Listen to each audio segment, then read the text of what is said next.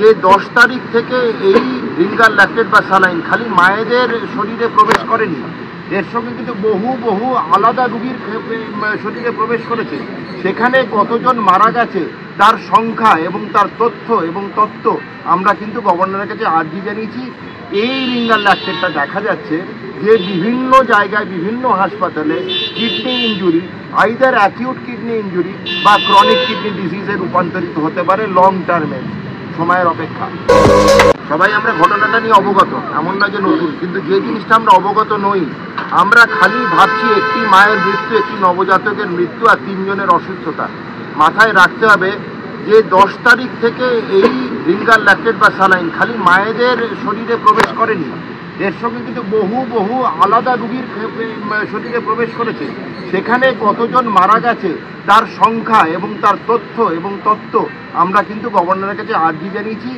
Mister advocate Kaustav এবং doctor Biswapati মুখোপাধ্যায়ের PIL এর থ্রু দিয়েও কিন্তু আমরা মাননীয় হাইকোর্টকে আমরা জানিয়েছি, বিচারপতিকে তার তথ্য দিন। কেন এই রিঙ্গার ল্যাকটেটটা দেখা যাচ্ছে যে বিভিন্ন জায়গায় বিভিন্ন হাসপাতালে kidney injury, either acute kidney injury বা ক্রনিক কিডনি ডিজিজে রূপান্তরিত হতে পারে লং টার্মে, সময়ের অপেক্ষা। আমাদের জানতে ইচ্ছে করছে 10 তারিখ থেকে যে বিভাগে, অর্থোপেডিক্স বলুন, সার্জারি বলুন, মেডিসিন বলুন, যে কোনো বিভাগে যারা মারা গেছিলেন, কিছু অস্বাভাবিক মৃত্যু বা কিছু স্বাভাবিক মৃত্যু যাই হয়ে থাক না কারণ, তার তথ্য, তার সংখ্যা, তার নম্বর এবং কেন মারা গেছে তার তথ্য কিন্তু আমরা ডিমান্ড করছি। আমাদের আশঙ্কা এই সংখ্যাটা যেরকম মাননীয় বিরোধী দলনেতা বললেন যে এটা হাজার নয় লাখেও পৌঁছতে পারে, এবং আমার মনে হয় সারা পশ্চিমবঙ্গের বহু রুগী কিন্তু এখন এই রিঙ্গার ল্যাকটেটের লং টার্ম এফেক্টের আশঙ্কায় ভুগছে, এবং তাদেরকে রিকল করা হোক, তাদের যথাযথ স্বাস্থ্য পরীক্ষা করা হোক, এবং এর তথ্য কিন্তু আমরা ডিমান্ড করছি। এছাড়া মাননীয় গভর্নরের কাছে আমরা আজকে আমাদের স্মারকলিপি দিয়েছি, 3টে বুলেট বিন্দু, একটি মাননীয় দলনেতা বিরোধী দলনেতা বলে দিয়েছেন কম্পেনসেশন, বাকি হচ্ছে 12 জন ডাক্তার, 6 জন সিনিয়র এবং 6 জন জুনিয়র। মনে রাখতে হবে পোস্টমর্টেম হচ্ছে শেষ কথা, গাফিলতি বা খুন মৃত্যুর কারণ।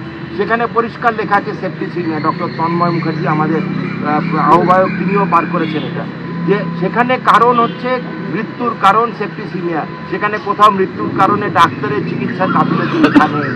তো হঠাৎ কীভাবে মাননীয় মুখ্যমন্ত্রী তার CID, তারই দলদাস তৃণমূল দলের বার করে ফেললেন যে 12 জন চিকিৎসকের গাফিলতি। আমরা মাননীয় গভর্নরের কাছে রিকোয়েস্ট করেছি, আর্জি জানিয়েছি, অবিলম্বে এই বেআইনি বরখাস্ত পত্র যেন রিট্র্যাক্ট করা হয়, ফেরত নেওয়া হয়, এবং 12 জন ডাক্তারকে অবিলম্বে তাদেরকে কাজে যোগদান করতে বলা হয়, এবং FIR করেছে এবং ক্রিমিনাল কেস লঞ্চ করেছে।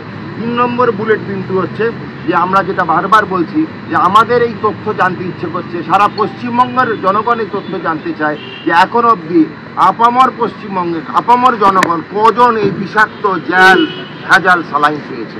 এই তথ্যগুলো আমরা জানতে চাই PIL এর থ্রু দিয়ে, এবং গভর্নর সাহেবকেও আমরা আর্জি জানাচ্ছি। সারদাদা, এই মুহূর্তে CID দপ্তরে ভবানী ভবনে 2 জন সিনিয়র ডাক্তার মেদিনীপুর মেডিকেল কলেজে, তাদেরকে টানা জিজ্ঞাসাবাদ করা হচ্ছে। জানি আমরা, সেই জন্যই তো আমরা এখানে গভর্নর সাহেব কাছে এসেছি, সে সংবাদ আমাদের কাছে এসছে। আমরা এই 12 জন ডাক্তারে মাননীয় বিরোধী দলনেতা শ্রী শুভেন্দু অধিকারী আগেই 4 দিন আগেই প্রেস কনফারেন্সে বলে দিয়েছেন যে ভারতীয় জনতা পার্টি এবং বিরোধী দলনেতা এই 12 জন ডাক্তার কেন যে কোনো নিগৃহীত ডাক্তারের পাশে আছে, ছিল এবং থাকবে। তাদের যে কোনো সাহায্য দরকার আমাদের বিরোধী দলনেতা তাদের জন্য রেডি আছে।